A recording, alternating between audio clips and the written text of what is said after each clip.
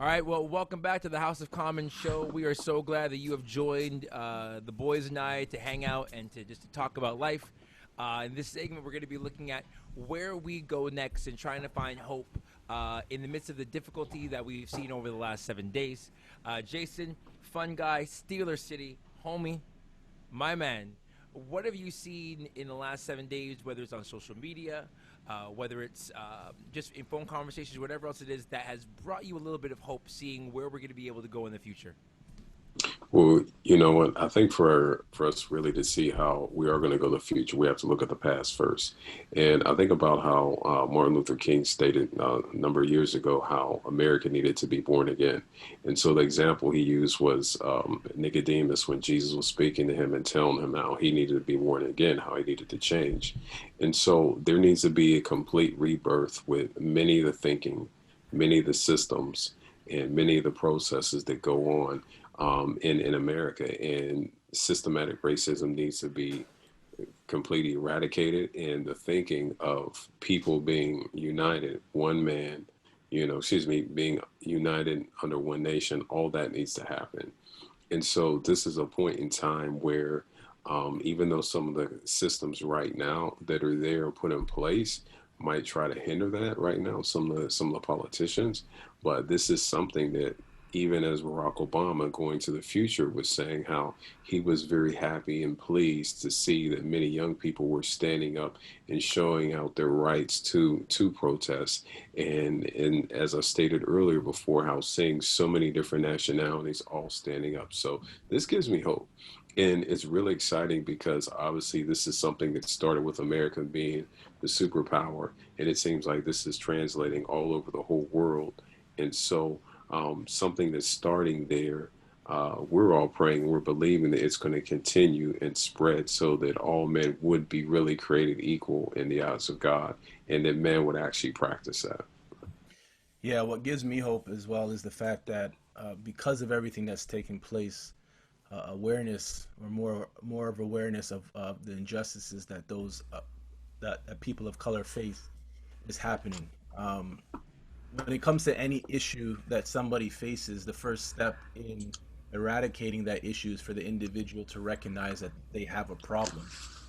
And prior to this, there was many individuals who did not see a problem that existed. Why? Because they never faced the injustices. And now, because the injustices are brought to light and are being made really loud within society, there are individuals that, are, for the first time, are recognizing that there is a problem. And so that first step is taking place. That step of recognizing that maybe they thought racism was abolished, but they're realizing, nah, it really isn't. The injustices that they're realizing where there was systemic oppression over a certain group of people, they didn't think that that existed, and now they realize that that's alive and well. And so now that, because we have people understanding or that the reality is being brought to light, we now can take steps to eradicating these issues that we've had in society. And for me, that brings about a lot of hope because that first step is taking place. People are realizing that there is a problem. And now, because we know that there's a problem, further conversations can take place to bring about positive change. What brings me and gives me hope is for me, like being where I am, uh, just seeing some of the images that are being transmitted through social media. I know for a lot of people, there have been the image of a sheriff. I can't remember where. I do believe it's in Florida, where him and his police force, they're like, he puts down all of his gear and goes, I'm here to march with you. And it's taking that opportunity to embrace uh, those that are protesting the struggle that they have been through, the conditions that they have been through.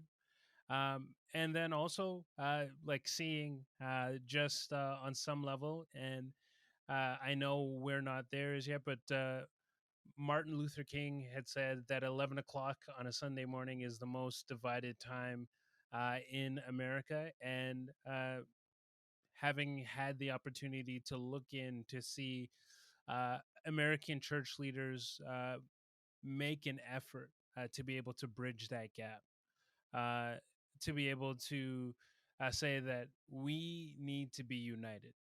That is one of those things that gives me hope. So we have a lot of hope stories that we've seen, and we've also seen a lot of things on social media. And we talked a little bit about this in the first segment about people and their posting. But there's been a lot of people who have really risen up to be advocates and things like that. Calvin, how have you seen you're in Western Canada? How have you seen across social media conversations that you've had, and even in being involved with community groups and youth groups, how have you seen people kind of rise up to dispel the idea that there's no such thing as racism, and there's no such thing as systematic racism, there's no such thing as systematic injustices? How have you seen people kind of rise up to kind of ring the bell on the fact that these things are actually real? Yeah, it's been beautiful to watch people use their platforms and privilege to elevate our voices, to put their necks out on the line and say, hey, my influence to this amount of people are going to get a steady diet of something that I actually don't produce content-wise. Bloggers, pastors, vloggers, you have all kinds of people doing different things that are similar to what they do, but they've actually just invited us into the vehicle, and they've been able to invite others as well. And so I think that it's incredible. It's been super encouraging. I got to be honest, there are some people that I thought would never touch it because it would mess up the aesthetic of what they are trying to promote themselves as. And they've just laid it all down. And I think that's beautiful. They've encouraged one another. They've supported us. They've supported those that look like us. And so just a couple shout outs, like some of you guys know this guy, Ryan Harmon. I got some friends, Roger and Leanne, Brooke Paulson, Stephanie Diaz-Schum, what's up? They've taken what they are able to do. They've added some new content and have said, hey, world, let's do this together. And I think that's super important. Again, that's the hand-in-hand kind of thing. Not saying, hey, I need O'Shea to write me an article, or O'Shea, you have to join every single live video. But what they have done is said, hey, I've seen Kareem, I've seen Andrew, I've seen Chris, I've seen Bart. They're inviting us and people that look like us into the conversation. Very, very, very, very important, very encouraging. And I'm excited for where we're going forward with it. Yeah, it's been great to see that there's so many people out there. Like, even our senior pastor, our lead pastor that Kareem and I work with, the first day he got out and he just gave it to the people, and he's like, this is ridiculous. This has got to stop. There's some other words he said, but I'm not going to share those. Check your Googles. They weren't bad. You can find weren't bad. Check your Googles. You got to check your messages. Facebook. But I want to give a shout out to him. I've had different pastors like Mark Scar, Rich James, just different people call us and just saying, hey, how can we help? And it's been great to see them take part. It's great to see these guys wanting to know more and just get educated and willing to say, I want to stand with you. I want to fight with you. I want to dispel this with you. And I'm willing to do whatever it takes. And I know where I've done wrong. And I know where I may have dropped the ball. And that's okay. And so I am loving it. And it's given us an opportunity. And so, giving a shout out to also like Cal to Fanshawe College there and adding to us to their website, so that's a great thing as well, that we're being added to people's things so that they can see and be educated. And we're just a little portion of other people bringing the education as well. I just also want to say a quick shout out, Bart, to Andrew Jones for not disagreeing with me for the first time ever on the show. First time. That's progress. We're starting a revolution.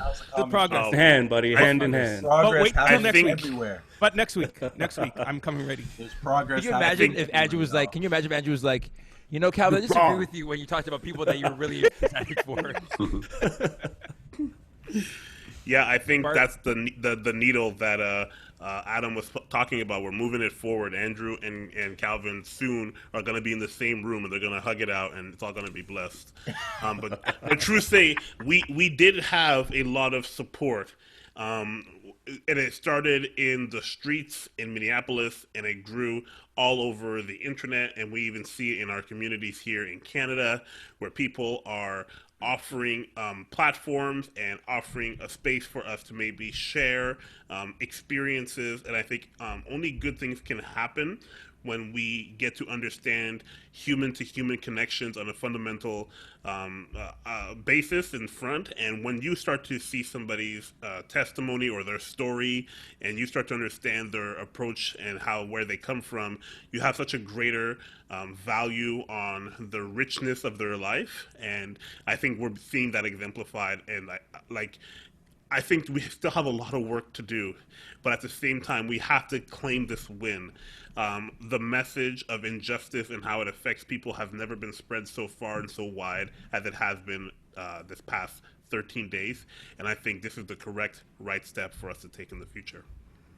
And just to give clarity for those of you you've heard names, it feels like we're a DJ Clue album, kind of shouting out people. But these are friends of ours. These are leaders in various avenues of church world and religious world, but also community organizers as well. We are men of faith, and that's a part of what we represent and where we work. And so some of those names that you might not know are people who are in the same sphere of us, but who happen to be white and who have decided to leverage their privilege and leverage their influence and leverage their platforms to be able to invite different faces to the grand conversation. So it's not just being done by them, but there are other people, us included, who are able to kind of lead this conversation forward. I always think of Martin Luther King and so many others, white, Latino at the time, walking across the Selma Bridge. They're all walking shoulder to shoulder, but everyone around there knew that the voice that needed to be heard was Martin's. And so they were willing to stand with, but also stand behind a little bit as well, as he kind of led the conversation. And so shout outs to everybody who has been for the cause of, and you're not for the cause of the House of Common. That being said, subscribe to the YouTube channel, subscribe for us on Apple Podcasts and on Spotify. Subscribe, make sure to leave comments. All that Another stuff. one. Not just about us, but more so than that, it has been about the fight for justice for everyone. And so big up yourself. Keep on doing it. Calvin has said it often, fight the fatigue. This is a long road, and it's not for the weak. It's not for the weary. It's for the ones who are able to stand the test of it all. And so shout outs to you for being willing to do that now. And we look forward to you using your influence to do that also later on, 6 months from now, a year from now, 2 years from now. Young Buck O'Shea, in the midst of all this sort of stuff, why is hope necessary, especially during moments of pain and trauma? Man, hope is necessary because hope is all we got. Yeah. If you really think about it, like, we're in such a unique place right now where I truly believe a lot of hope has been given to a bunch of people, because a lot of the differences between now and 5 years from now, 6 years from now is, and I'm definitely going to take credit for my generation, because my generation gets bashed so much that we're this, we're lazy, we're that. But my generation is so forward thinking when it comes to society problems, social issues. And I think this is a big thing that's changed, that has brought hope to a lot of people, is because we care now. And this is where my parents and my grandparents may not like this, but this is where they dropped the ball, is they didn't speak up. They didn't have, and part of it is their fault, part of it isn't. They didn't have the ability that we have with social media. They didn't have the same platforms we had. So why hope is so amazing, why hope is needed in this time, is because, man, it's what we have right now. And it sucks to say, it's the only thing we have right now that gets us through. And the best part about that is, and I think Jason talked about it a little bit earlier, is when we look at a lot of things that cause trauma, cause pain. When you work out, you're causing pain to your muscles. We all know this, but at the end of that, you now get that desired physique. Shout out, Chris. That you want. You get that. you get that desire that you want.